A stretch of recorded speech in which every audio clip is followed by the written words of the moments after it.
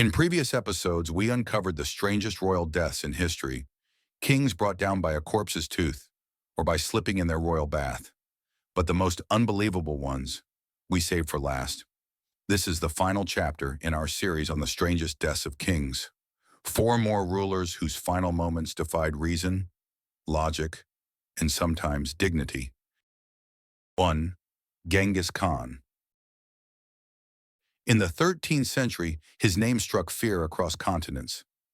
Genghis Khan, the Mongol warlord who burned a path from China to the Caspian Sea, yet when it came to his death, history fell silent. In 1227, during a campaign against the Western Xia kingdom, Genghis reportedly fell from his horse, was badly injured, and died weeks later from his wounds.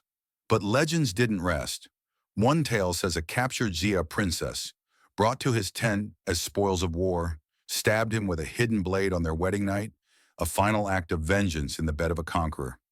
Another claims a mountain hunter shot him with a poisoned arrow, and the Mongols concealed the truth to protect his image.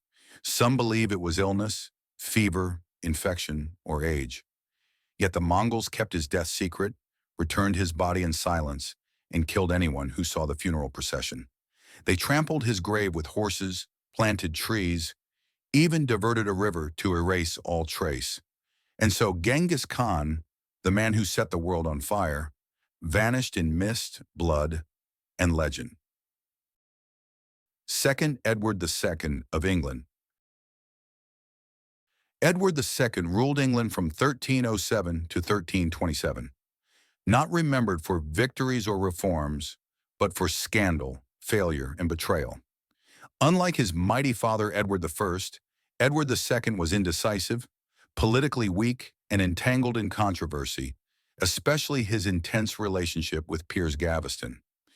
Rumors of a homosexual affair enraged the nobles and tarnished the crown. Eventually, his wife Isabella, the Queen of France, led a rebellion against him.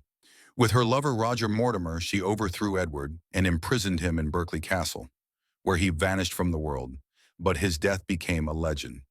One infamous account claims that to avoid external wounds, his captors used a red-hot iron rod inserted rectally to kill him, silently, brutally, symbolically.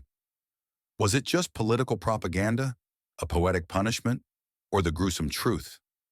No one truly knows. Edward II didn't die on the battlefield. He died in a damp prison, in pain and silence, erased by flame and fear.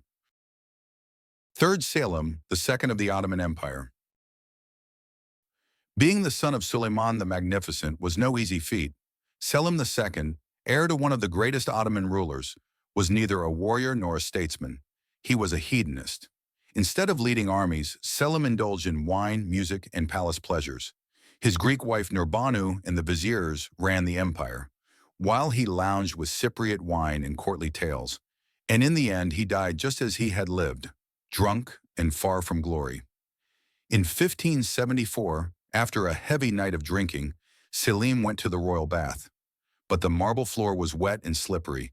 He slipped, cracked his skull on a tile, and never recovered. No battle, no sickness, no enemy.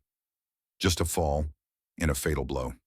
Selim II, the first Ottoman sultan who never fought a war, died not by the sword but by a slippery stone, a man who let his empire slide, just like he did. 4. Charles II of Navarre.